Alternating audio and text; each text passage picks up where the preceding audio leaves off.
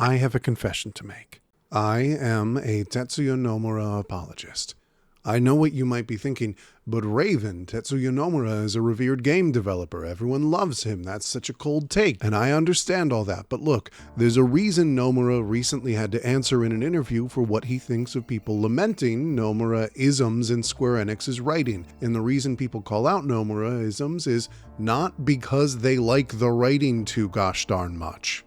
Tetsuya Nomura makes games that are obnoxious and at times impenetrable. His defining work, the Kingdom Hearts franchise, wears its heart so openly on its sleeve that it is painfully easy to mock if it doesn't click with you. Yet I believe that Nomura, even at his worst, which is, I don't know, Kingdom Hearts coded, brings a singular artistic voice to his work, making him one of the most defining artists of the form, a pillar of style and empathy, and most of all, fearlessness. This is a trait in some of the greatest visionaries in any art form, but especially some of my favorite creators in video games.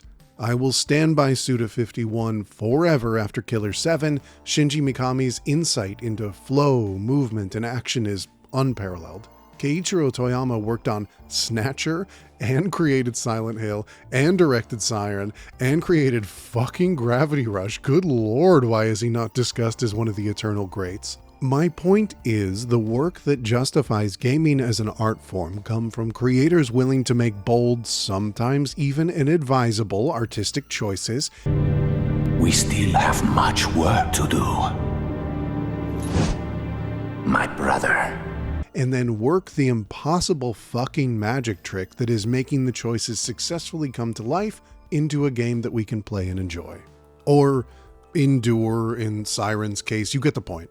Few games brought together boldness, confidence, and reckless choices quite like Final Fantasy VII, or at the very least few brought the energy and achieved success so wildly in turn. I am not the first person to point out that ubiquity has not been kind to Final Fantasy VII, but I think most of the time people mean this through the compilation. My brother. For example, here is a list of things we were completely at peace with in the original Final Fantasy VII that for some reason are actually all the doing of Zack Fair. 1. The name Seventh Heaven for Tifa's bar. 2. Aerith selling flowers. 3. Aerith's hair ribbon. 4. Aerith wearing pink clothes. Hi, Editor Raven jumping in here. Did this guy say, when we meet, you always have to dress in pink? What an insane thing to say to a person. What a crazy, crazy, crazy thing to say to a woman you've just met. But I don't mean that the compilation harms FF7. And even if it does, what I mean is that we're so used to the plot, concepts, music, and imagery of FF7 that we have totally lost a scale for how relentlessly strange and wild it all is. Final Fantasy has had wild, bold turns, and the steampunk aesthetics of FF6 are rightfully considered bold and cool, but look at this, a borderline cyberpunk dystopia where you commit eco-terrorism against corporations but still do battle with swords and spells. There is still a white mage who prays and uses a stave, but here she is a streetwise, whip-smart firebrand who wears a cropped jacket and pushes the hero to cross-dress. There is still a monk, but she's a kind-hearted bartender, not a stoic, shirtless man on a mountaintop. You can recruit a vampire with a gun who is actually just ex-corporate security. The game flits wildly between aesthetics and concepts with abandon. You leave the grungy, vast, futuristic dystopia for the fantasy-perfect small village, but in that small village you are told a story of eldritch horror. The first main story location after Gold Saucer is Cosmo Canyon. These are now iconic characters and locations, but in its time, this was a game where anyone could show up and anything could happen. And the version of Final Fantasy VII's premise we played was the tamer one, not far removed from the premise. Back when it was planned as a Super Nintendo game, FF7 was about eco-terrorists destroying Mako reactors in literally actual New York City, pursued by a cop named Detective Joe, and eventually the heroes would blow up New York City. The big swings go so far beyond the story, though. This was not Nomura's first work as character designer, but it was the first time he was lead character designer. And like, look at this shit. Imagine your first at-bat you make Cloud fucking Strife. Vincent goddamn Valentine. Imagine your first time leading the show you make literally Sephiroth. And while he is doing that, the tech team at Square is taking a look down the path of 2D and 3D, observing that 2D would be easier and choosing 3D anyway, despite having no one on staff to do 3D graphics before FF7. And then they made this game with 3D graphics and immediately defined 3D graphics for the rest of the generation. This was a team of creatively bold artists working in tandem with a fearless concept led by a cast designed by a first ever lead character designer, exploring tech they had never touched before, and they made this.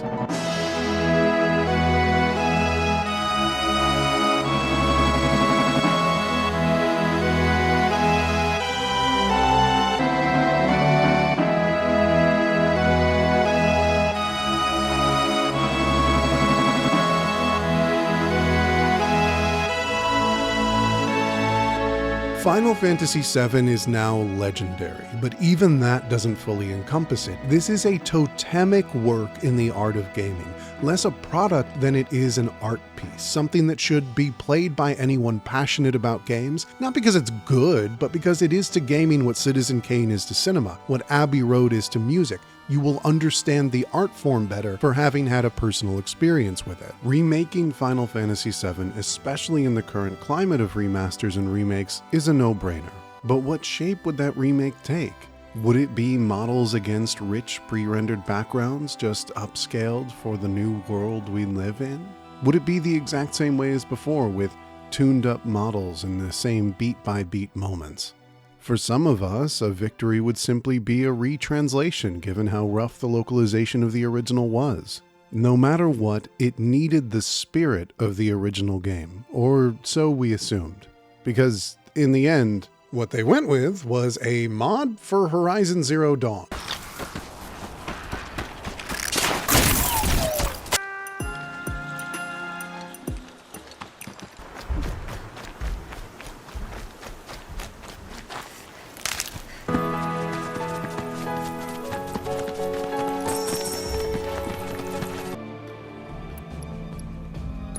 I could check in on your crew. certainly I'm in hope the so. area. But I can't help but worry with all those feet. Appreciate that. My dearest kid.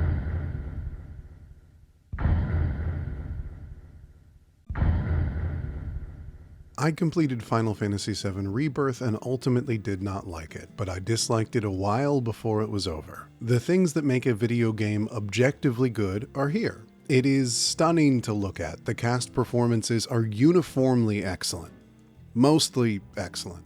The combat is truly, seriously great. Every character playing so differently must have taken mountains of effort, and the synergy skills fill out this system's combat rhythm perfectly. It is good, but I'm not sure it's art. At the very least, I think that maybe this game is bad for art. And I think that maybe those incredible visual teams and actors and musicians and combat designers could have made better art if they were doing this for something else. I know that's a lot, I know, so I'm gonna break this down into parts. This isn't a great remake. They tried to make a modern AAA game and made it badly. This is a craven game made by cowards. Last, the ending. There will be spoilers throughout, but I will not discuss anything about the ending until that part of the video. If the only part you're worried about keeping unspoiled is the events of the Forgotten City, you are totally clear until then. For now, let's move on to my first point. Final Fantasy VII Remake ends with one of the most thrilling promises I have experienced in a video game. The chains of expectation are defeated, a world of possibilities awaits us, the unknown journey will continue. Rebirth's execution of this concept is very strange, and I want to be very clear about the result. The promise is not fulfilled in any way that matters. What we are left with is a game that is the worst of both worlds. Too afraid to do something ambitious that would change the layout of Final Fantasy VII's original story, while also too afraid of any design or story choices that might appear confronting to honor the spirit of the original. Let me explain.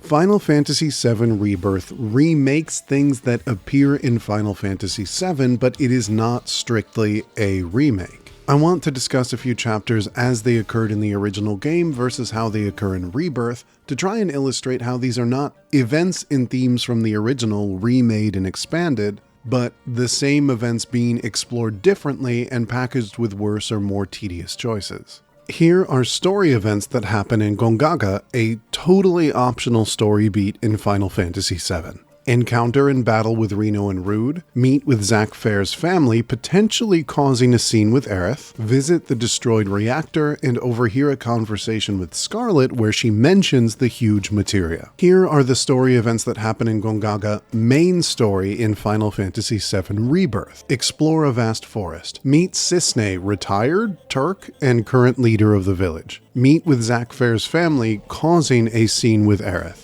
Whispers begin gathering around the Gongaga reactor and one chunk of the party goes to investigate, exploring a lengthy dungeon. The second half of the party assaults the reactor when Shinra arrives, fighting through the soldiers to get there. A huge boss battle against Scarlet in a mech she does not use until the Midgar raid in the original game. Cloud is possessed by Sephiroth and attempts to kill Tifa. Tifa basically fucking dies and communes with her memories of Nibelheim. Tifa is absorbed by a weapon in the shape of a whale with a giant materia in its chest, and learns the Whispers are not only dead but are engaged in factional combat, and watches Sephiroth wield black Whispers against a swarm of white Whispers led by the weapon. Tifa is brought back to life, and in a conversation where she never voices any major concerns with Cloud nearly killing her, and Cloud does not apologize in any way that matters, they nearly kiss. Gongaga is a key example because so many of the game's issues occur there. Some we'll touch on when we discuss the open world, but as part of the remake project, it exposes multiple glaring issues. While it is one of the bigger divergences from the original story, Square Enix also works overtime to yank it back from actually changing the story in any compelling way, and narrowly avoids the story doing anything too confronting. Killing Tifa would be a wild new twist, so they don't do that. Tifa spurning Cloud as he triggers her Nibelheim trauma and attempts to murder her would be too harsh, so she forgives him immediately. But a bunch of loud, different stuff happened, and so the only space any of it matters is in fleshing out useless new side lore about the Whispers, while the story continues unchanged. In most other places, you end up with the same overall events, but the details are different, usually for the worst. Coral Prison is a good example of this. In the original, a man with a gun arm is shooting up the gold saucer, and the party and Dio believes it could be Barrett. We have no reason to assume otherwise. By association, the party is thrown into Coral Prison. Coral Prison is deeply somber and unsettling. The party finds Barrett, where he tells you his history with Coral. The party locates Dine in the desert, where he is clearly found to be the culprit, and he and Barrett duel. Dine surrenders to his wounds and his nihilism and jumps off a cliff, taking his own life. With their names cleared, Cloud earns their freedom by chocobo racing. It's fun. In Rebirth, a man with a gun arm is shooting up the gold saucer, and the party and Dio immediately deduce that it is not Barrett. It is made immediately clear to the player that it is definitely not Barrett, because Rebirth works tirelessly to scrub moral ambiguity from FF7, because this is a Craven game made by cowards. The party is sent to Coral Prison to investigate. When they arrive, they are immediately knocked out, fucking somehow, even though they have at this point canonically fought Sephiroth and defeated the manifestation of fate itself, but whatever. The girls are now in a cage in Coral Prison and being threatened with gendered violence, which is the only form of upsetting content they seem comfortable adding to the remakes. Unless you fail to deliver, in which case, well, let's just say there are plenty of other ways to raise the funds on Quad. Due to previously mentioned reasons, Coral Prison being somber or upsetting would be too challenging for Rebirth, so instead we're treated to this.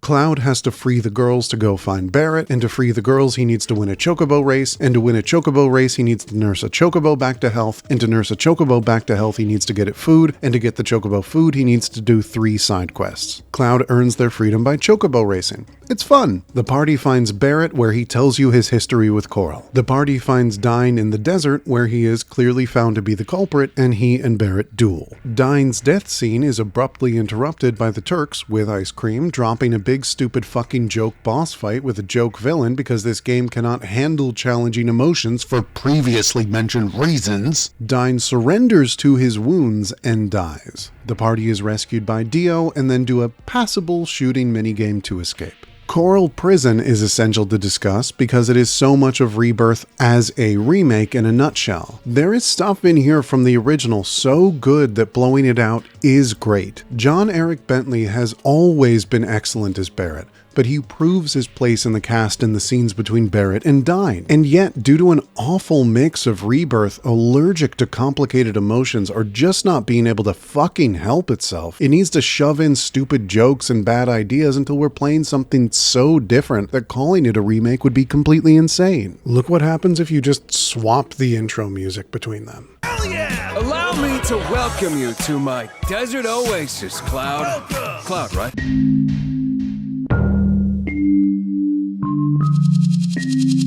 That isn't a remake of Coral Prison, that isn't a remake of Gongaga, those are just two places in a different game with those names. If that's the whole game, then what are we left with? I want to discuss this in comparison to what I believe may be the best remake ever made. The Resident Evil 2 remake released in 2019, 1 year before FF7 Remake. I'm wild about this game. In my opinion, this isn't just the best Resident Evil game, this may be one of the best pieces of horror media ever. But it is also an elegant, scary, brilliantly assembled remake of a game that was already brilliant and scary. I don't think it's a hot take to say that Resident Evil 2's remake is both a brilliant game and a brilliant remake, and so it's, at a conceptual level, a shining example of what one of these theoretically should be. Resident Evil 2 Remake perfectly recreates the floor plan of the original game, making it, on the surface, a one-to-one remake of the original. But it goes deeper and honors the spirit and experience of the original. Let me make something clear. I do not believe that to be a great remake, a game needs to be exactly the same. I believe a great remake should chiefly aim to honor the spirit, emotions, and artistic intent of the original, and should make changes if that no longer holds up or can be improved. So, a great example is the character of Marvin Branagh. In the original game, Marvin holds the following relevance to the game. He introduces the main character to the current predicament, he introduces the main character to how zombie infections work, his death is tragic and killing him feels unfortunate.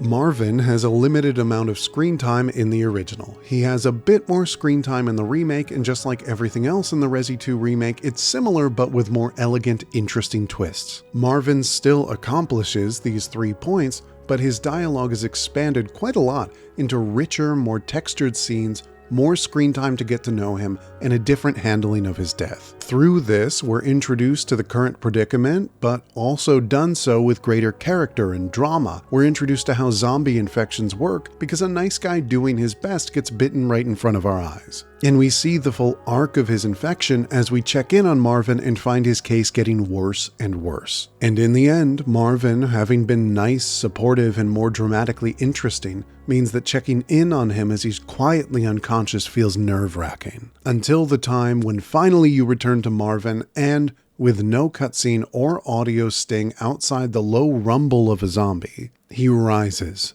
turned. It is scary and sad, a good man brought down before our eyes, and the character you are playing as says something in his honor if you put him down. This is a perfect remake. The same intentions, the same emotions, the same spirit, but executed with greater panache and richer delivery. Rebirth has a fair share of new content, of course, and Resi 2 Remake has some as well, and I'll call out Sherry's section specifically to indicate it yet again does it right. In the original Resi 2, Sherry's section sucks. There is one side character section in each campaign of Resi 2, and for some reason both are nearly the exact same boring box puzzle. It's lame and it ruins the pacing, and it's not scary, it's just annoying. Remaking these as is could be done, but remaking them wouldn't be interesting. And it is an obvious place for improvement. Capcom understood this completely, and so now, Sherry's scene in Resi 2 comes after a new sequence in which she's kidnapped by the psychopathic Chief Irons. Sherry engages in a tense, gripping sequence where the violent psychopath chases her around an orphanage, and Sherry has to use stealth and wit to avoid Irons and try to escape. This, too, is being an amazing remake. In the act of remaking the game, they honored the spirit and intent of the game, being gripping and scary, and replaced a boring, sluggish pace killer with something gripping and scary. So the thing is, Final Fantasy VII Rebirth has bespoke content like this. A spot of the game where there wasn't much to it, and the remake's creative team decided to fill something in instead. It's not what you're thinking of. It's not all the Sephiroth stuff. It's not the Whispers. It's not even Roach. Oh, no, friend. I mean the open world. Final Fantasy VII had a world map, but was not what anyone would call an open world game. Rebirth is an open world game. Saying that Rebirth is an open world game is not a hot take. And if we believe that Rebirth is an open world game, which it is, then we are acknowledging that Rebirth is a completely different genre of video game. Final Fantasy VII Rebirth is a remake which assumes the thing people spent most of their time on in the original was the world map. Rebirth's remake priority is so overwhelmingly in favor of looking at a space for transitions and grinding and getting a sense of scale, and that's basically it, and instead perceives this as the dominant gameplay presence in all of Final Fantasy VII. It is ludicrous. It is absolutely beyond the pale that it is totally possible that the part of Rebirth with the most attention paid to it is a part of the original game that was literally no one's most important thing from the original game. If you played the original game, take a moment to work with me here, please. What were your 3 favorite environments in FF7? Places you found rewarding or interesting to spend time? While you think, I'll tell you 3 just off the top of my head. I love the Shinra Manor. I love Aerith's Church, obviously, and I am just crazy about Wutai as a whole. I think the atmosphere is so cool and distinct. Okay? Cool. You got yours? Neat. FF7 Rebirth assumes your answer is the world map. It has to. There are 3 possibilities here. 1, the open world is, to this team, the dominant experience and point of interest from the game they are remaking. Or 2, the game does not think the open world is the single most important part of the original game, and they just fucked up and made too much of it by accident. Or the open world is not important to the most crucial and memorable parts of the original game, and this team chose instead to make that the most crucial part of this game, which by default is not a remake, and instead just making what a modern AAA game looks like using the branding of FF7. One of the most common things I see people who love Rebirth say is it's amazing to see the game realized, and like, it hasn't been? That dude looks like Cid, but he's quite explicitly not Cid. Cid is a main story playable party member who you find in Rocket Town and get a whole flashback and a brief CG talking about him as a would-be astronaut and an emotional scene about him having to give up his dreams. And in this game, he is the guy who unlocks fast travel, who mentions having had knowledge about space travel at one point. And oh, sorry, you wanted to know how they handle Rocket Town and maybe what that CG cutscene looks like in Rebirth? They're literally not here at all. You get that that's not remaking, right? You get that that's not Cid or Cid's events, because if so, then anything other than his appearance would be the character. You get that, right? You get that a disguised infiltration on a Shinra-controlled cargo ship and going for a luxury cruise with a card tournament are not the same thing, right? It's like that the whole time. This is probably a consequence of most people flatly not remembering much of FF7 after Midgar, but it also means that many people are getting a nostalgia buff to their enjoyment, whereas I'm just playing a new open world game, and it's an iffy open world game. And beyond that, FF7 deserves more than being just an open world game. But also, in both these cases, Square has steered clear of doing anything which could honor Remake's promise and change the story in any meaningful way. Cid is still a guy with a plane. You still ride a ship from Junon to Costa del Sol. The only space for them to change things is in the details, never the bold strokes. When we defeated Fate itself in Remake, we were just unlocking a timeline in which we could play a card game tournament on the way to the exact same plot beats happening. And speaking of that luxury cruise, Rebirth has this dumb habit where notable locations in the game keep getting turned into areas of thriving commerce or tourist destinations. I feel like I haven't seen anybody else talk about this. Calm was a small, sleepy village. It's literally in the name. You get why people wouldn't go here from Midgar, because it's kind of a whatever town. But like in Rebirth, Calm is this gorgeous walled-off city on a cliff overlooking the most beautiful patch of nature on the planet. And like, check out the fucking morons at Midgar who aren't walking down the street to live here instead, right? And then Cosmo Canyon is just openly a tourist trap now. Packed with tourists in a thriving hotel and fucking self-help classes. And also, if you stand in a particular spot in the hotel, it plays the Lifestream theme from the opening of Advent Children. And this is the logic that brings us to the military cargo ship where a massacre happens, now being a luxury cruise with a goofy card tournament. And it's just, these iconic locations are tourist traps because they're iconic, but the only reason they're iconic is because they were notable towns in a PlayStation video game on our side of the fourth wall. I don't know, it just feels like this is all adding up to make the game so much peppier and cheerier, and FF7 was often quite alienating and dark, but this can't be alienating and dark. Not really. If it was alienating, this game wouldn't appeal to everyone, and they really, really wanted it to appeal to everyone.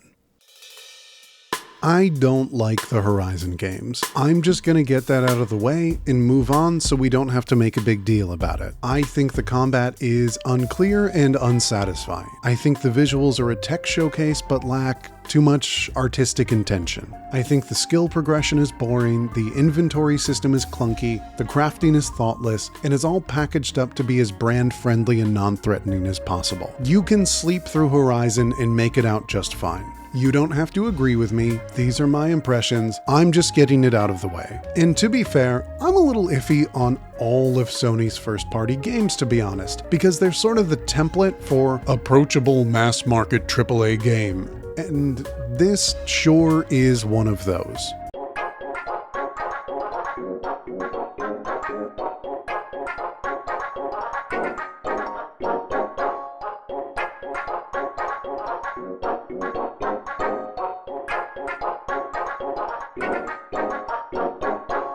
I guess I do really like Ghost of Tsushima, and to a lesser extent Ghost of Yotei, which mostly has a very stripped down approach to its presentation and design.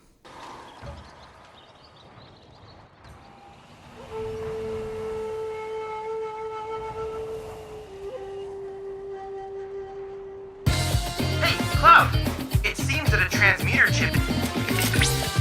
Excellent!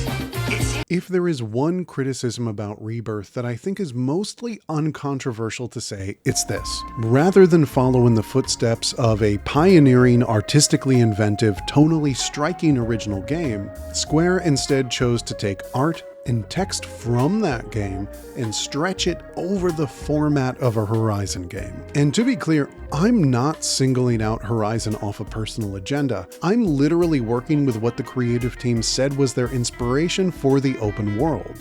And the open world is realistically most of your hours spent in this video game.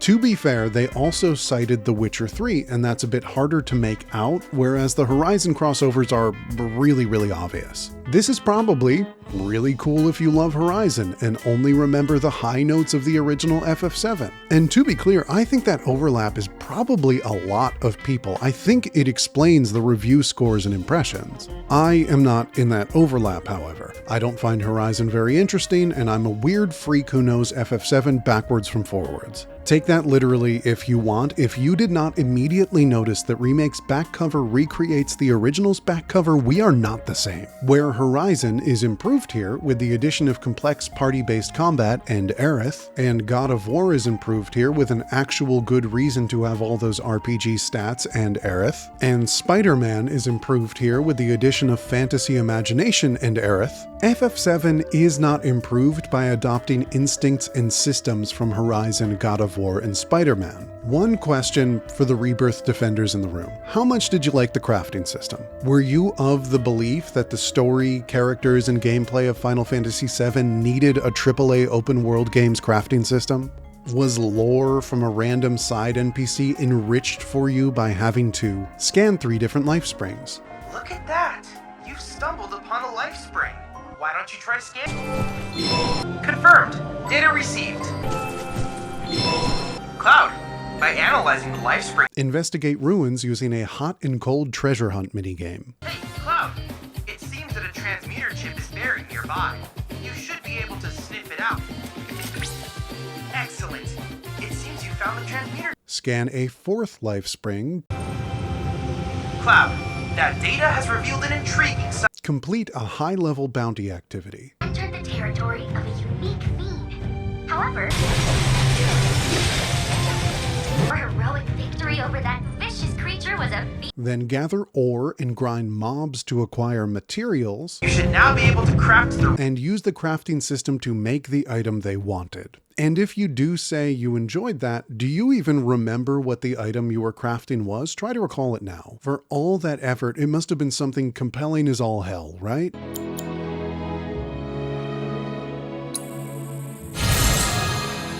It was one windmill gear.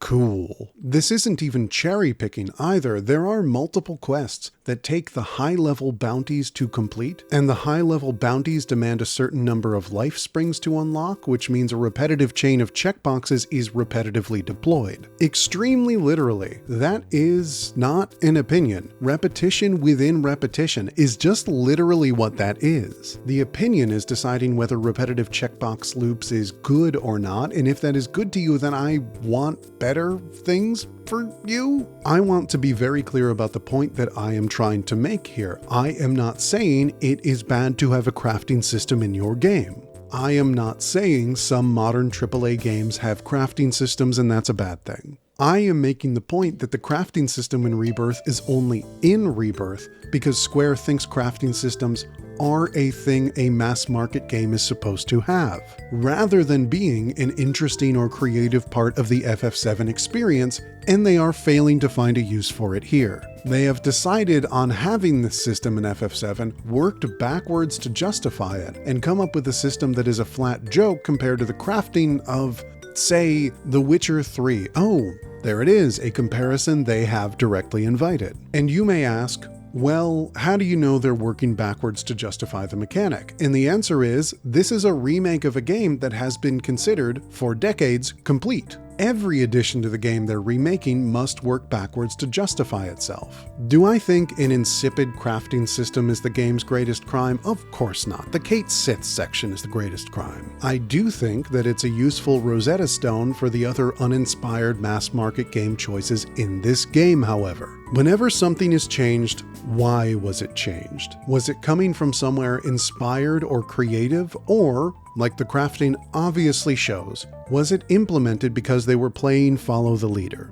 The combat is a lovely example of the other end of this scale. We know that publishers are antsy about being able to sell turn-based RPGs at a AAA level nowadays. It is definitely possible that the action RPG combat has a market angle, but there is so much unique stuff in this combat system, we can see they're doing it in service of thrilling creative ideas. They worked backwards to reshape FF7 into an action game, but they had cool ideas and great execution for the final product. One of the weirder places that Rebirth tries to cosplay the mass market games it wants to be is in the structure of the game and how that affects the telling of its story.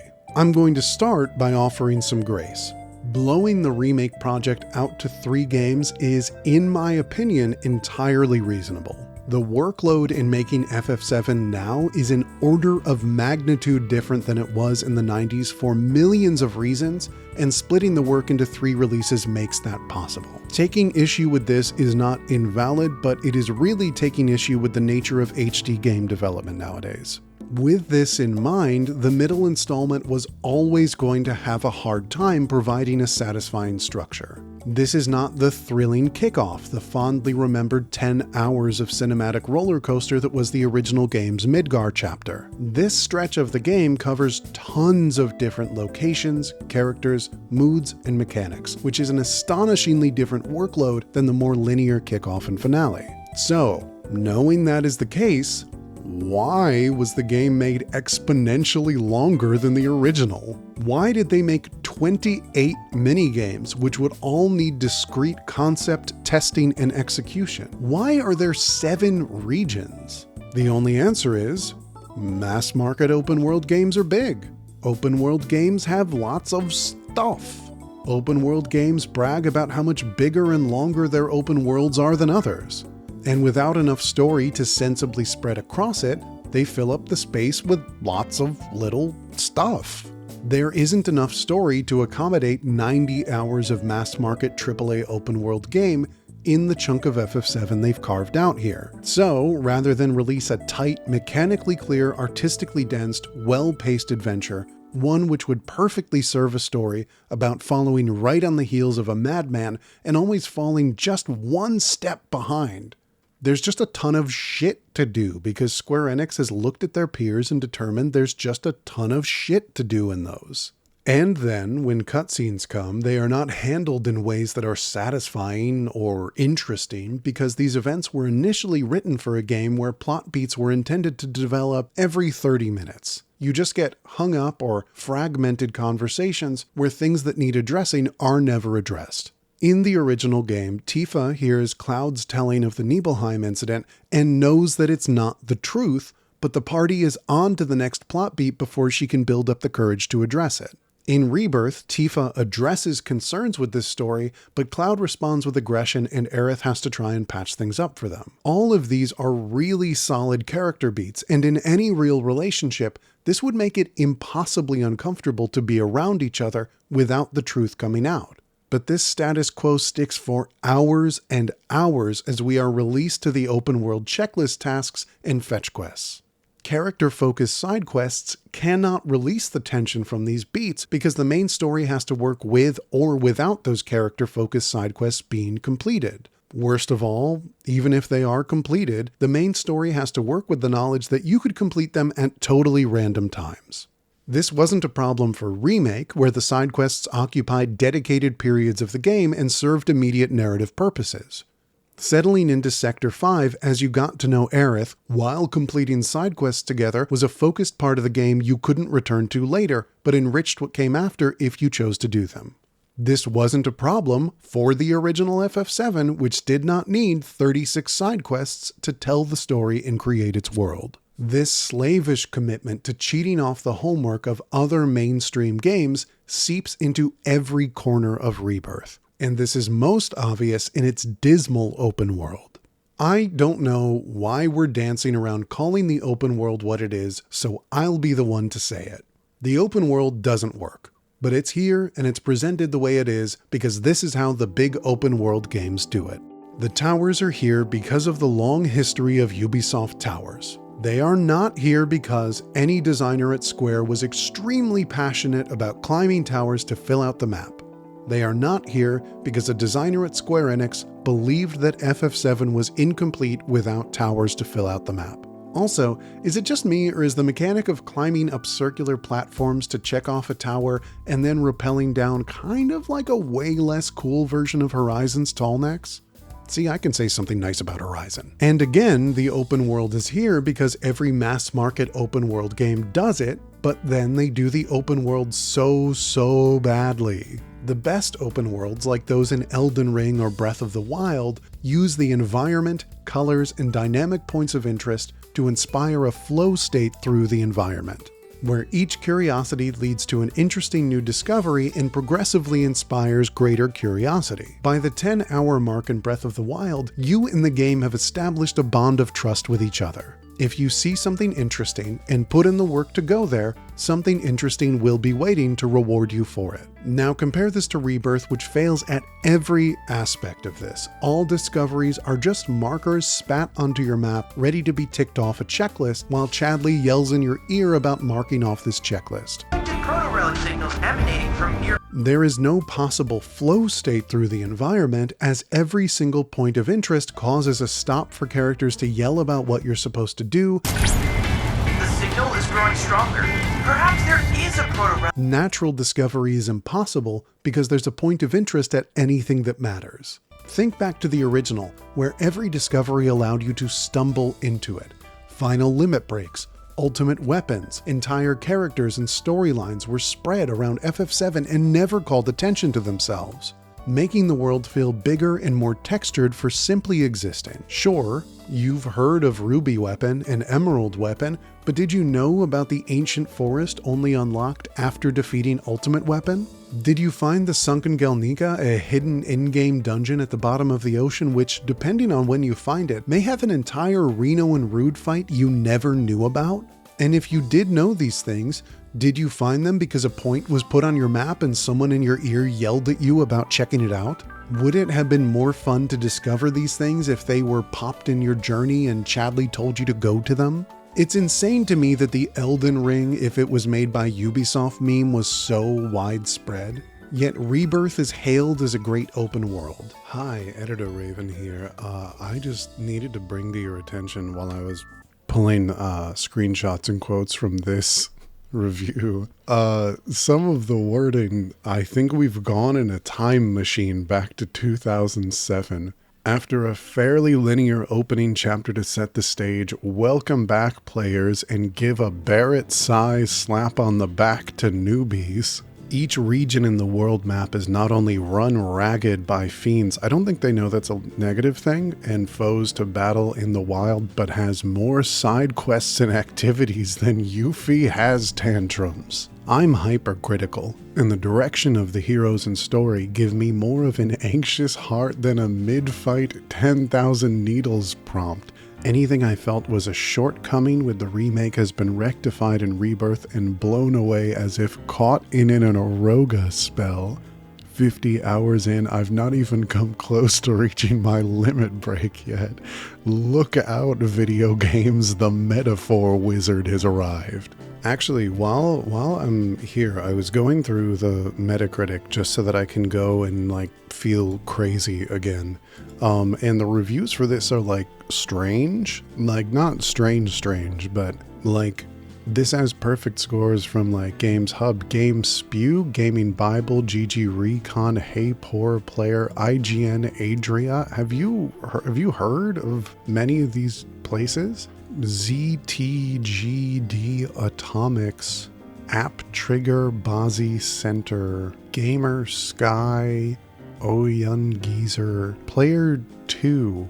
It's weird. It's not even but why though? It's not like there's anything wrong with smaller publications getting stuff. There's certainly nothing wrong with more review copies being sent out that theoretically should invite more scrutiny. I'm just thinking of the fact that smaller publications tend to have a tendency to score a little bit higher because it's such a rarity for them to end up with review copies for such a major release. Not saying there's a conspiracy or anything, it's just Carol Quintain, and then if you click on the review score for this, what looks like not a publication but a single person, it just takes you to a dead page. I don't know, it's just weird. I also don't think anybody's been talking about this. It's just weird. There's multiple PC specific sites that have reviews for it, even though the game's PC port was nowhere close to out at the time. It's just weird. These reviews are just kind of weird. I recommend looking into them. It's strange. Rebirth is the open world they were making fun of. Breath of the Wild arrived 2 years before Rebirth entered development. And despite the original FF7's open world being closer to Breath of the Wild's chase your curiosity and find your adventure concept, Square Enix instead chose to chase the more bland open world, pushed by Horizon, Assassin's Creed, Far Cry, and so on. And perhaps worst of all, the open world has to scream our checklists at us because the environment layout is so chaotic and unclear, with elevation regularly making paths difficult to parse and points of interest rarely if ever connecting in a satisfying way. Gongaga is the best example of this. The single worst designed open world space in the history of video games, Gongaga. Very strongly recommend Final Fantasy VII Rebirth to you. With half the map accessible only through a single pathway which is never adequately communicated, constant changes in elevation which just feel terrible because anytime you ascend over a lip it feels disconnected and janky, and the first jumping pads in gaming history that discourage movement as they're really just warps which don't communicate landing points. Whenever a sequence doesn't work, or a system doesn't feel good, or the checklist goes on too long, I always look to Rebirth's peers and try to sort out who Square was copying off of that day. The answer never comes back to a legitimate creative instinct in the development team because this development team never chased bold creative instincts at all. Honestly, it's almost like... Here's a question. What does a sword do? If you answered cut things, pierce things, slice things apart, then you would be right, but you would not be accurately describing Cloud's sword. In Final Fantasy VII Rebirth, Cloud Strife does not wield a sword. He wields a magical sleepy time friendship baton, which in extremely select moments turns into a sword, at which point everyone in Cloud's vicinity gets extremely concerned, presumably because they too know that slashing people is not the intended function of Cloud's weapon. Case 1. In Coral Prison, 2 goons jump Cloud. Cloud slices the ever-living hell out of them with his massive sword. The fight ends and the 2 goons, still in nearly perfect fighting shape, apologize for their actions and leave. Case 2. In the Temple of the Ancients, soldiers who have kidnapped and massacred and destroyed things the party holds dear are in their way. Cloud slices a soldier twice with his massive sword. A small spat of blood hits his face. Barrett and Tifa are aghast at this. Why? In fairness, I will acknowledge 2 facts of the scene. Cloud tells the soldier a creepy line before killing him, and most importantly, the soldier is surrendering. But still, the spat of blood speaks to the intent being a scene of brutality, and that just doesn't make any sense unless the implication is that Cloud's sword does not cut anyone at any other point in the game. And the most insane thing is, I think that is true. And if that is true, then Cloud's sword truly is not a sword. It is, as those 2 goons in Coral Prison demonstrated, a bat which neither kills nor knocks people out, and simply casts a magic spell that causes them to see the error of their ways. From this, and only this point of view, is there horror at Cloud's brutality in this scene. He has misused his magic friendship bat and accidentally killed a man with it. What are we doing here? Well, we're doing what Square Enix has been doing since Remake. Scrubbing FF7 of the darkness along the edges of the world and story which gave it moments of aggression, confrontation, or horror. To discuss this in full, we'll need to dip back over to Remake and the fate of Sector 7. In the original FF7, Shinra is informed that Avalanche is hiding somewhere in Sector 7. Given that Avalanche is successfully bombing reactors and doing serious damage to entire districts of the Upper Plate, Shinra sends in the Turks to destroy the supports holding up the Upper Plate. The Turks and their soldiers breach Sector 7, in the process injuring Biggs and murdering Wedge and Jesse. The Turks kidnap Aerith, slap her when she speaks up, and detonate the bombs, dooming Biggs and an uncountable number of innocent people to being crushed to death under the weight of another entire city. We watch a newscaster live on air in panic in his final moment of realization. We watch doomed civilians scramble. We pan from a god's eye view of the wreckage into the office of President Shinra, the god of this land, peacefully listening to opera over the massacre that he ordered. This is a perfect scene which upends the entire conflict. From this point forward, you will never, ever need to be convinced to hate Shinra and hate the Turks in particular. Sector 7 is gone, and Avalanche never looks back, shouldering the weight of this all-is-lost moment, including the taking of Aerith, indisputably for nefarious means, to motivate the desperate final play that is assaulting Shinra HQ. The Turks go on to be rivals throughout the game who are framed as Black Ops terrorists, willing to kill, kidnap, and destroy anything in their path. The only reason Shinra even knows to attack Sector 7 is because the Turks collaborate with a trafficking who lords over the slums, and the party recently threatened him. Final Fantasy VII Remake's handling of the scene is complicated. How could that be complicated, you may be asking? Well, as of our current understanding of events, in Final Fantasy VII Remake, the Turks assault the Sector 7 pillar, but almost immediately express hesitation at the grisly nature of the task.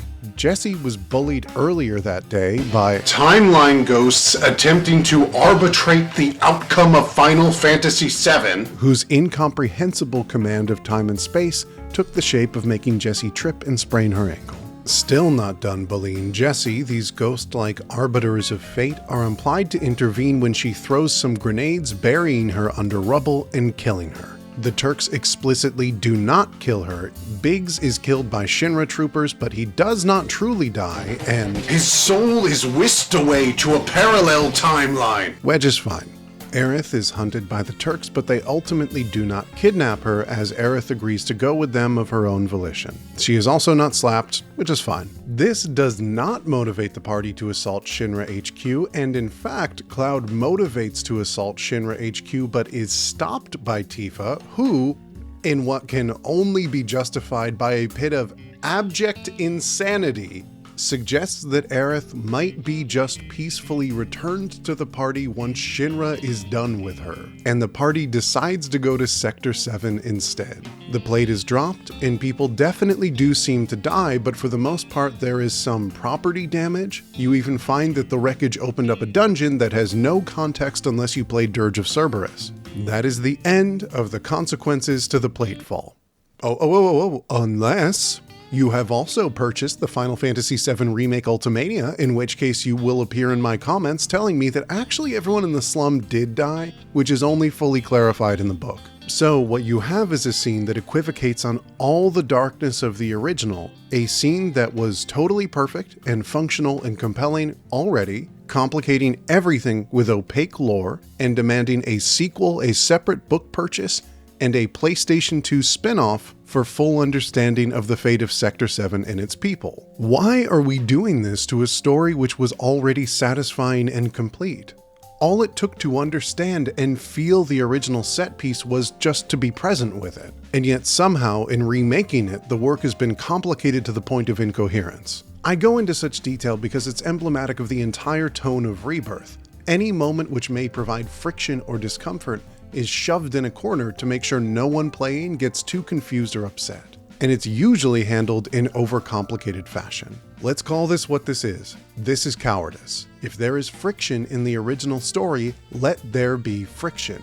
If there is confrontation or horror, let there be confrontation or horror. Do not treat your audience like children. We had an incredible time with the original when many of us were children. In the original Final Fantasy VII, you return to Nibelheim after hearing about its destruction from Cloud's flashback and find that it's fine. It's completely disorienting and reaches through the fourth wall as every single shot is maintained from the flashback. You already know your way around town just as Cloud would, but the fact that you know your way around town and every shot is unchanged feels haunted. Has Cloud truly, finally lost it?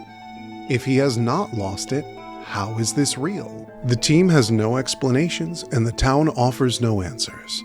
This reaches its peak if Cloud visits his old home, where he finds an aggravated owner telling Cloud to his face that this was never his home and his memories are wrong. What understanding he has of his childhood is wrong. Now the space is not only disorienting but hostile. There is no way to resolve this. The team can only move on or explore the haunted old Shinra Manor and leave the mystery behind. In Final Fantasy VII Rebirth, before stepping foot in the village, Tifa touches a pole and immediately determines that the town was rebuilt. So, alright, that's the Nibelheim mystery solved. To make absolutely sure the player doesn't have to experience challenging emotions like fear or confusion, she clarifies, as if it is required, that it is Shinra's doing. Okay, what a deeply informative poll. This is an inconceivable way of delivering a plot twist, but it is also, once again, cowardice. Let us feel uncomfortable. Let us feel disoriented. There is nothing to be gained from doing this. No theme introduced beyond Shinra do weird, bad things, which is well understood a dozen times over by now. There is, however, so much to be lost from doing this. Imagine what could be done with the more populated town in detailed environments if they didn't reveal this. You could have used area traversal to see bits of the rebuilt town that they didn't want you to see. You could have snuck around, eavesdropped on disguised Shinra employees, stepping out of the item shop and seeing everyone in the town square waiting for you, watching you out of the corners of their eye. Nope, Don't worry, they also removed the hostile owner in Cloud's home. Wouldn't want the player to feel too confronted. Now it's a nice old lady singing so she can find her lost cat, which is, of course, an open world side quest.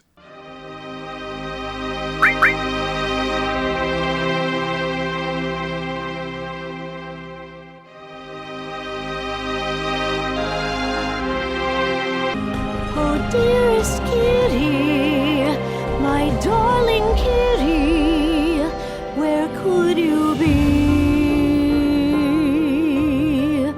Other major moments are absolutely shattered by this refusal to go hard when the story needs it. Barrett gets so shafted. Everything grimy and uncomfortable about Coral Prison we previously discussed means that the meat of his arc is handled with kid gloves. But I cannot emphasize enough how much the handling of the Dine set piece robs it of its power. You have John Eric Bentley acting up an absolute storm in this scene as he grapples with what has become of Dine, what he allowed to happen to his friend and by extension his home, the madness that takes away the reunion he and Marlene deserve, and Dine dies on top of him. But they just cannot let this bleak moment sit. We cut to the Turks eating fucking ice cream as they drop Palmer, a joke character, in to do an entire boss battle rather than just sit with Barrett in mourning. Even when we return, the game cannot just shut the fuck up and let the moment happen. A shirtless pro wrestler theme park owner jumps in to ham it up and give the team a Jeep. In the original, this scene is quiet and focused and sad, just a somber discussion between two men before one of the game's very few duels. Afterwards, there is no peace or discussion or big cinematic music. Dine, on the verge of succumbing to what seem to be mortal wounds, throws himself off a cliff, and Barrett is left with his friend's suicide as the screen fades out, all set to the sounds of the whipping wind.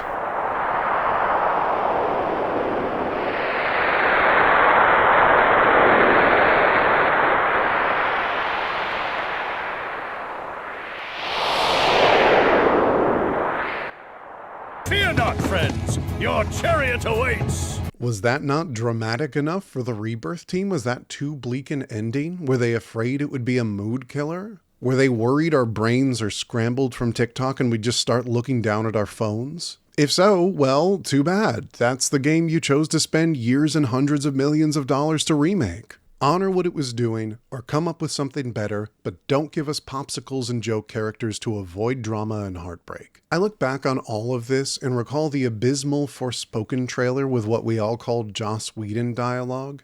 Okay, so let me get this straight. I'm somewhere that's not what I would call Earth. I'm seeing freaking dragons, and oh yeah, I'm talking to a cup. Did I just do that? We did. I just moved it with my freaking mind!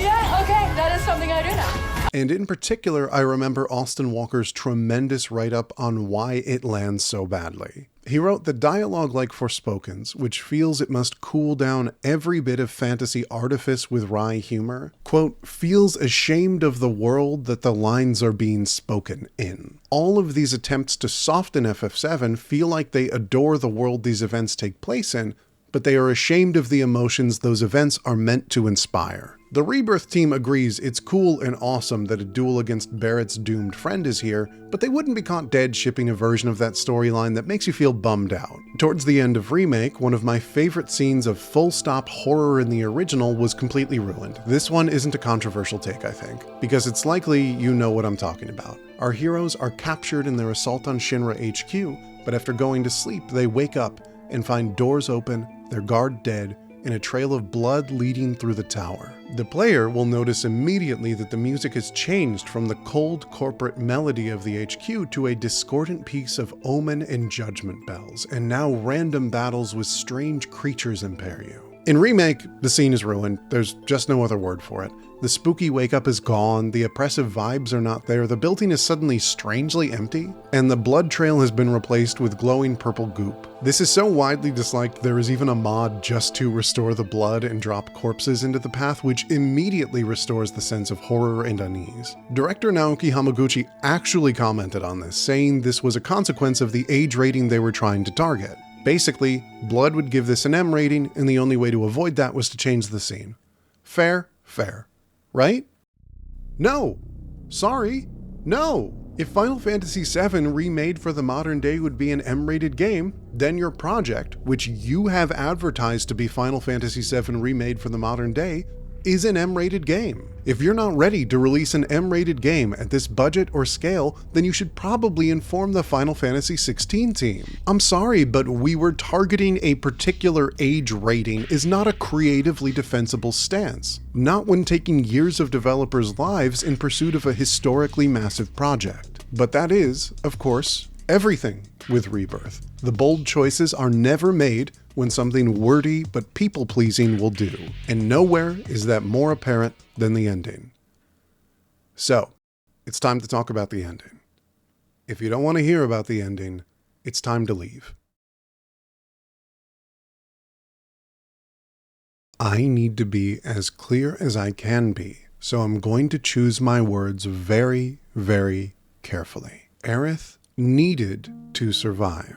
I'm gonna say that again, not I wanted Aerith to survive, though I will openly admit I did. Definitely fucking not a version of Aerith somewhere in a Final Fantasy VII multiverse needed to survive. Aerith needed to survive. The ending we got is Rebirth in a nucleus, beautiful and thrilling and a bit too much in service of a concept whose reach exceeds its grasp. Let me try to break this down from a few different angles. The first angle is how Aerith's death reflects on the entire remake project. What I mean when I say Aerith needed to survive is that her survival is a pillar of the entire trilogy as a concept and a project. As we have discussed, this is not a strict remake, but it does remake details. Aerith dying is a totally valid creative choice if this is a strict remake, but it is very much not. And Aerith doing anything but surviving was basically thrown out the door long before we knew what the Whispers were, long before Tifa basically died, long before we fought the penultimate boss of the original game, all the way back here. Not like mine, no.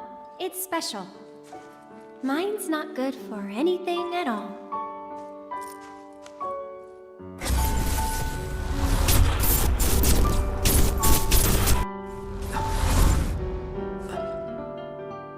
That was the moment when they opened a door that cannot, for the purposes of dramatic integrity, be closed. At that moment, Aerith needed to survive. A beautiful, clever plotline unfolded over the course of the game and was reinforced with the ending. This is not a Final Fantasy VII Remake, this is the plot of Final Fantasy VII Remade, in which the protagonists pursue the Golden Route, turning against the impossible feat of undoing a legendary plotline, defying destiny together. This was what was so wild about Remake's ending, whether it worked for you or not. The doors were blown open and suddenly everything was possible. Aerith faced down Sephiroth and got to shit-talk him to his face. Did you miss me? No, really. It's tough. Yeah, so what? Screw him. Zack made it out. Basically everyone in Sector 7's alive. We thought. The Golden Route was laid out before us. The integrity of the original game meant the plot was always there if you wanted it, but this was something else. Divergences from the original canon became bold, fourth wall breaking meta-narratives around the concept of remaking a legendary game. The Whispers, in their attempts to enforce the original narrative, took on the dual roles of franchise purists and legacy expectations. The heroes bravely chose the harder, scarier, bolder, more fearless path of eradicating the fate laid out before them to forge something new and uncertain. And this is only part of why Aerith needed to survive, but certainly the biggest reason. If this project means anything, if it has even an ounce of the original game's fearlessness, then it will have the courage to abandon the most iconic scene of the original. In 1997, Square made a 3D game without a staff who knew 3D, and yet they defined 3D games for the next generation. In 2024, Square would face down the story they had already made and tear it down to do something triumphant and glorious. This is not what happened. The worst thing is what happened. The worst thing is not Aerith dies and I'm sad. I was ready when this whole project began. When I purchased FF7 Remake in 2020, I was ready to get hurt again. The worst thing is this. Did Jet just die? You know, it was really unclear. In the original FF7, Aerith connects with her true heritage and the burden placed upon her at the Temple of the Ancients. And after Cloud is brainwashed into handing Sephiroth the Black Materia, Aerith resolves to take Sephiroth on herself.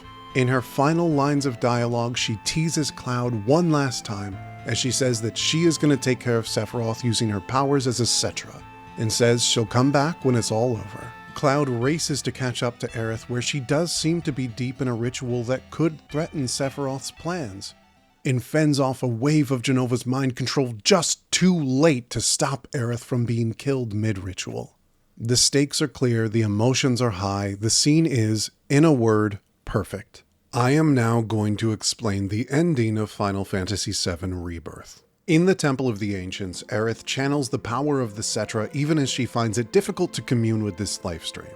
As they escape the temple, Sephiroth appears and sends a brainwashed Cloud chasing after Aerith, who along with Tifa had the good sense to get the Black Materia away from Cloud, because Cloud is a lunatic in this game, and this was finally one psycho step too far. In the chase, Cloud and Aerith tumble off Sephiroth's insane evil tree creation thing and fall into an abyss that leads Cloud to a parallel universe where he meets another Aerith and they go on an extremely adorable date.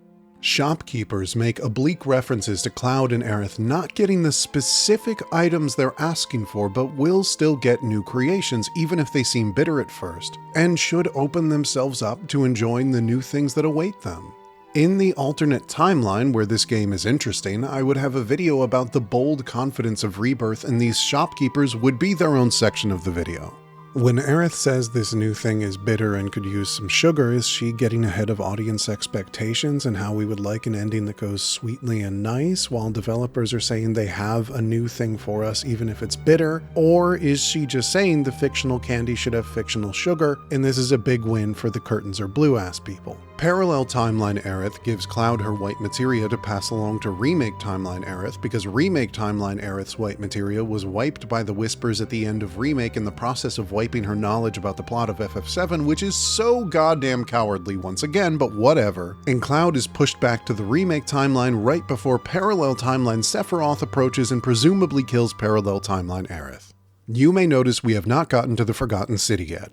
We intercut with Zack's adventures in the parallel timeline, where he is attempting to stop this parallel timeline world from ending in collaboration with Biggs. Zack wants to get answers from the villainous Professor Hojo, but also learns that Biggs is going to bomb a reactor all on his own. So Zack's specific perspective on the parallel timeline splits into 3 separate timelines. We're at a minimum of 4 timelines now. And in one, he meets Sephiroth and realizes he's evil. In another, he is ambushed by Shinra soldiers, and that's it. In another, he finds Biggs, who the writers have twisted the plot of a once legendary video game to keep alive, right before he is killed by a sniper off-screen. I don't want to play with you anymore.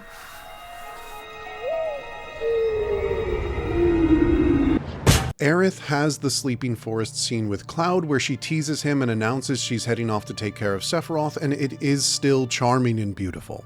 In what must have been a heartbreaking sacrifice for Rebirth's design ethos, they cut a minigame and skip Bone Village to go straight to the Forgotten City, where the multiple factions of the Whispers are gathering to enact their will upon the canon event that is Aerith's death.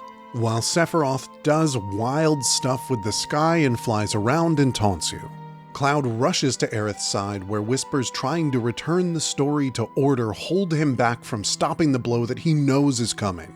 But through force of love and will, Cloud overcomes the Whispers and is brainwashing to do what we have dreamt of for a quarter fucking century, and it fucking rules. And for a moment, it is all worth it. The dull open world, the dismal side quests, the stupid tone changes, the entire remake project concept. The golden root is here, and Sephiroth is gonna get his shit rocked, and we are gonna save the goddamn girl. This is Final Fantasy VII Remade. This is Final Fantasy VII Reborn. We have defied destiny together. And then there is a glitchy screen effect, and Sephiroth's sword is bloody, and Aerith appears to be dead.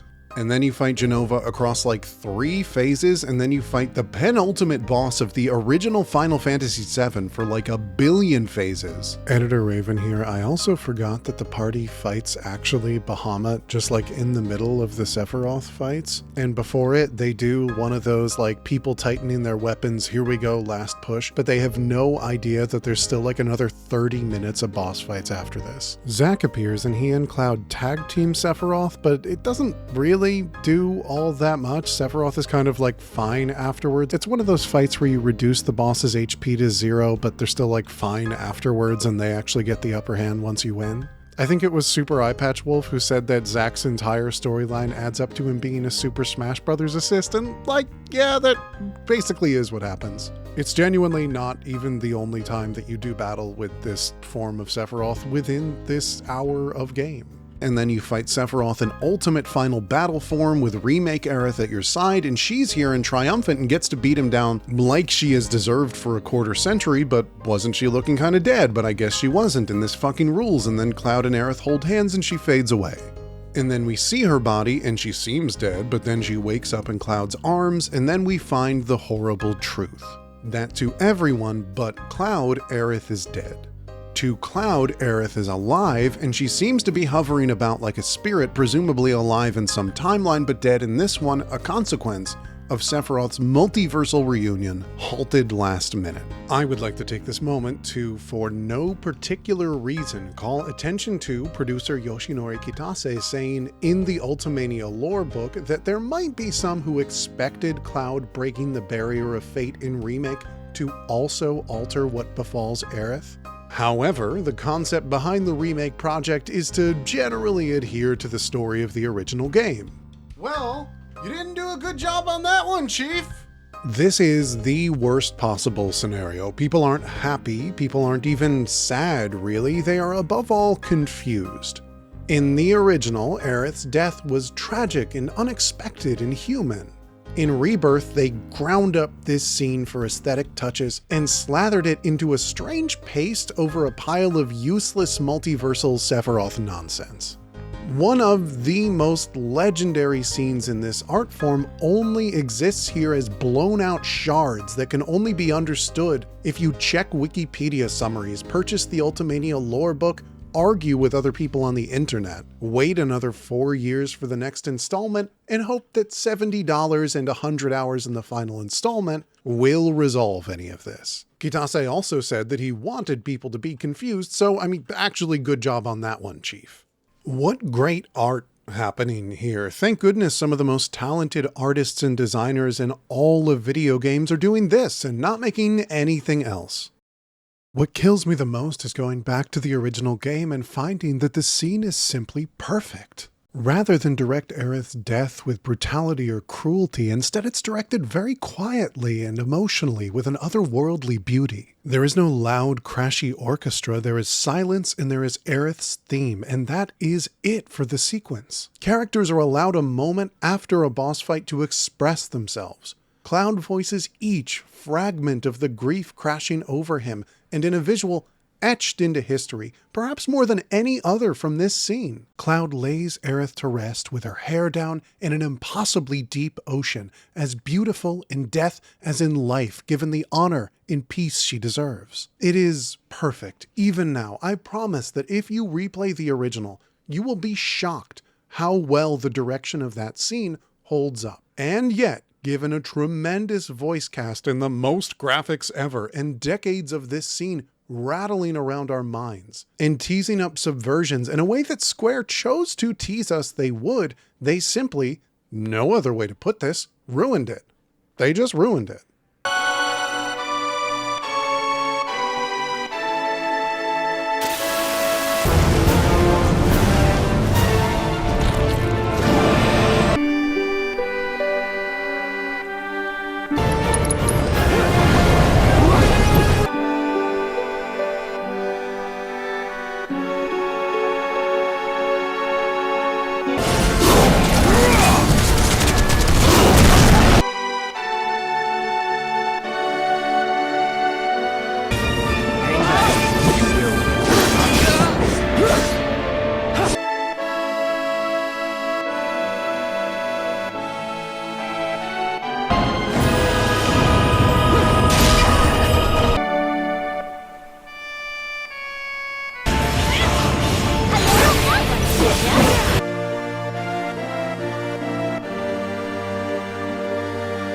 Even with all this incredible technology and a live orchestra, they didn't even do the scene of laying Aerith to rest at all, which I only realized later is because they need to leave it open whether or not she's really dead, and showing us lay her to rest would kill the sequel hook, which is so dire that it gives me a stomachache. This wouldn't be so awful if it wasn't so pointless. Square chose to tease an alternate universe story like this, and they have done so in a way that is now irreconcilable. The penultimate boss of the original game is dead. Cloud is seen across the multiverse. Tifa has had a personal audience with the weapons. The party has now fought Sephiroth multiple times and will not be all that surprised when he shows up next. They can't just shove Zack in a hole, kill Aerith, and decide they've put the genie back in the bottle. Nor can they go, you got to see Cloud block Sephiroth's attack, so now we're good. This is the craven work of cowards, taking one of the most beautiful, perfect scenes in Final Fantasy's history, and twisting it into this multiversal sequel hook abomination where the only thing we know for sure is that they tried to have their cake and eat it too. We know why they did this. They did this because this is a craven game made by cowards. I mean, this is the remake of a masterpiece, and it makes every stupid, thin choice it could make because this game is craven, and it is made by absolute. During the lead-up to Final Fantasy XIII, creative leads at Square Enix were asked if they were making a remake for Final Fantasy VII. A remake was long rumored, including a PlayStation 2 trilogy of remakes for 7, 8, and 9. But a PS3 tech demo showcasing the game's intro had really set things aflame. It appears that there are often overseas rumors like, "Are you currently developing a 7 remake?" said Nomura, who would later be the creative director of 7 Remake. My apologies, but we're absolutely not making such a game. Yoshinori Kitase, who would later be the producer of 7 Remake, added, "However, when we ask the staff who are making 13 why they entered the company, there are many people who say, 'I'm an FF7 fan, I also want to do a remake.'" Nomura continued, "We of course know ourselves what the fans want, so we'd like to continue thinking up a variety of things. As long as there are people who want to make it and people who are waiting for it, we don't want to proclaim the end." Final Fantasy VII Rebirth isn't a bad game. It is, on purely objective merits, even a very good game. And sometimes, in beautiful, brief glimmers, it is magnificent. But of course, it isn't the art that Nomura and Kitase and Nojima would have made a quarter century ago. And I don't mean it's not that art because we're not the kids we were when we played that, or because of nostalgia goggles, or because the industry is different now. Those are all factors, but those veterans of the original game could never have made something that fearless again because we got the game that we deserve. I'm gonna go off script a little bit because this did not totally go the way I expected this essay would go. How did I expect this essay would go? Well, for one, I held out hope, I think, that over the course of it, I would think I was just being too critical, that I was just being a bummer, that I would come back, take a look at Rebirth for hours and hours and hours while working through footage and go, you know what, it was actually a really good time and it was put together well. Or maybe while going through it, I would at the very least be able to brook some ground between me and the people who love it so much. This is a critically acclaimed video game. It sold okay relative to the things that Square Enix was looking for, and people seem absolutely obsessed with it. And when people feel like that about a game, and you feel like I obviously feel about a game, then it can give out this sensation that you're wrong. And I know people are going to say that in comments. I know people are going to say that I'm wrong or experienced it wrong or something like that. And there's that sense of self-doubt that kind of sucks in a case like this. Because the truth is, I would love to have loved Final Fantasy VII Rebirth. The truth is that I did give it a fair shot. The truth is, I bought the deluxe edition. I ordered the limited edition Insomnia Cookies box the day that it came out. I gasped and clapped and screamed at the opening cutscene opening on Zack, of all things, and not what anybody could have expected it to. I have no other way but asking you to take my word for it that I can promise you I gave this as fair a shot as I could have. And that's why I can tell you that I didn't come to this essay with anger in my heart, but heartbreak.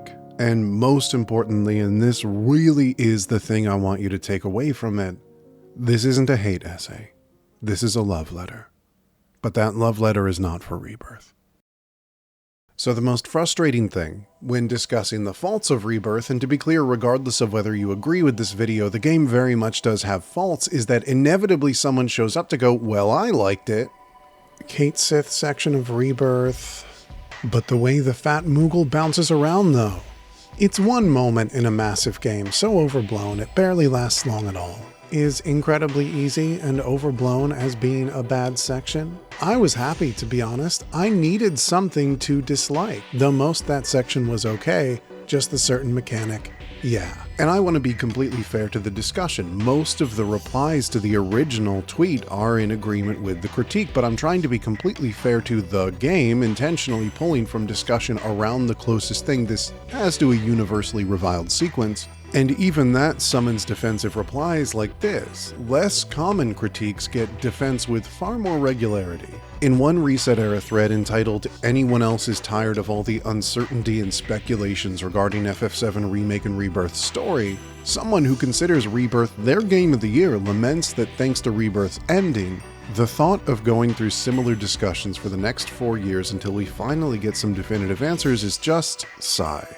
And so, in response to a person who loves the game expressing mild exasperation that a remake of a full and complete story is about to undergo potentially a half-decade of the same sort of fandom theorizing that we all thought would be resolved in Rebirth, the replies are defensive of the product. I like it. Reminds me of the between seasons lost forum hype of ye olde days. I love when the community comes together with theories, lores, and summary stuff. This is no exception. It's great.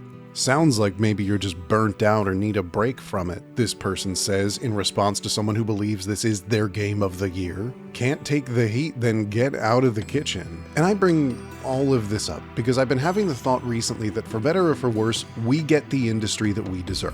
Games that sell well beget other games similar to the ones that sell well. Games that sell poorly disincentivize funding more like them. And when people ask for a Final Fantasy VII Remake for a decade and take and defend anything they get from it, this is what we get. We get the industry we deserve. We get the games we deserve. Usually. Nearly 10 years after insisting they were absolutely not making a remake, in a 2015 interview with 4Gamer, translated by Silicon Era, following the remake project's announcement, Nomura said that they had plans for a remake on several occasions, and it's been a cycle of having plans come and go, but this time we finally decided let's do it. He cited multiple reasons for what pushed them to do the project, and they're disappointingly business-minded. He cites the timing for staff members working out. He cites Square Enix having multiple PlayStation 4 titles on the horizon and believed they could increase the PlayStation 4's popularity with a remake trailer ahead of their other titles releasing. But candidly, he admits, there's one more thing. We're hitting that age. Of all the staff that worked on the original Final Fantasy VII and those who are working on the remake, I'm the youngest one. And I'm 45 years old now. If we continued on without doing a remake, Kitase and Nojima are well older than me, so yeah. Almost 10 years later from that, in a 2024 interview with Game Informer ahead of the release of Rebirth, Nomura seemed to flesh out his younger self's point without realizing it. Within Square Enix, gradually, remakes were being made and these ideas for remakes were coming up in other departments. If we weren't going to do Final Fantasy VII, others were going to do it, so we had to rise up and do it. We had the sense that we had to guard Final Fantasy VII and have to be the ones taking this on, or someone else is going to do it. Nomura and Kitase didn't make Final Fantasy VII Remake and Rebirth because they had a bold story they absolutely needed to tell. They didn't make this because they felt compelled to pioneer a new field of technology. They didn't produce this game because it was the strange, wild, fearless thing to do. They made these games because it made sense for Square Enix's portfolio, because they were getting old and didn't want someone else to make it before they retired, and above all, they made it because we fucking asked for it. I certainly don't think there is no love and passion here, and I'm not patronizing enough to treat these as products made by anything other than talented, capable professionals, but as I look back on this and lament, I'm left thinking about art. Is this good art? If this is a good game, which it is by many objective standards, is it good art? And if it is just a really good game but not good art, then what does it mean that so many artists committed well over 10 years of their lives to this? If Tetsuya Nomura, creator of some of the most important work to ever release in the history of the medium, retires not long after this project is done because 9 years ago he was already lamenting his age, and spends the final decade of his time in this art form reshaping a weird, wild, historic story into a standard, pretty good AAA open world game, won't that be a loss for art? For us? All because we, fans of the original, people affected by the original, the cosplayers and fanfic writers and game developers and artists and everyone the original has touched, because we committed the cardinal sin of wishing we could go home again.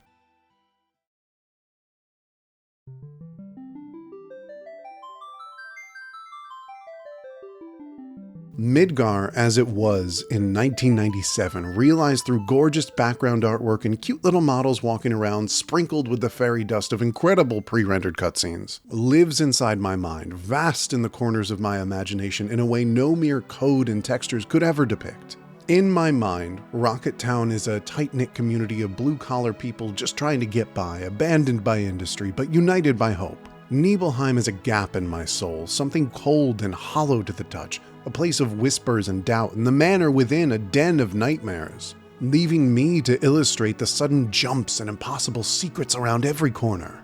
These places, this art, is within me, inspiring me, expanding me in my soul.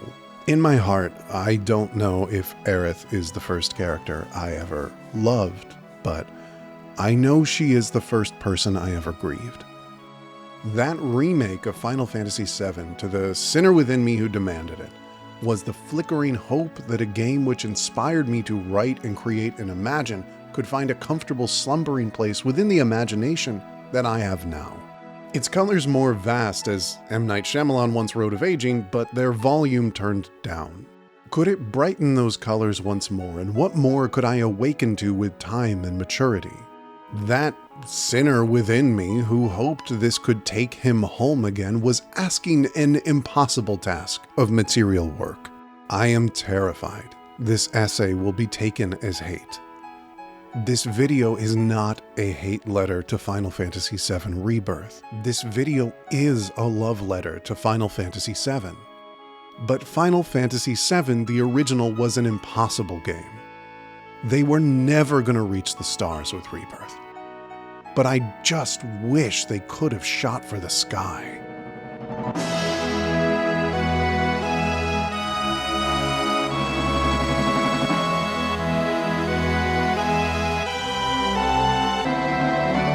Thank you all so much for watching. This is my first video essay literally ever, and hopefully the first of many. Wow, this came out long. I had a lot to say. Listen, if you loved Rebirth and you watched this much of the video, I really, really appreciate it. That is legitimately a virtue. And it is legitimately, I am jealous of you. I wish I loved this. If there is anything that I, like I said, hope people take from this, it is that I love Final Fantasy VII with my whole heart. And if you love it too, even if it's this version of it, we're fast friends as far as I'm concerned. We just all want the best from the art that we love, and we don't get to choose the art that affects us. I have more video essays on the way. I have the bug. I learned so much over the course of this process. I have many more ideas. Next one will be about a game that I do like, I promise. And please, if you can, like and subscribe and share. We're going to be doing live streams on here. I will definitely do one where we watch and we comment along if you want to argue with me directly about it. But making a video essay has been a dream of mine for a while, and I'm really, really happy to have started this journey. And I'm really grateful to you being here. Thank you to my ongoing co-pilots. Thank you to those of you who join up and join us. We have a long future ahead of us. This is like the starting fire of something totally, totally new. And please join us on Twitch at Ravenwing Plays, or just subscribe right here, and I will see you in the next video.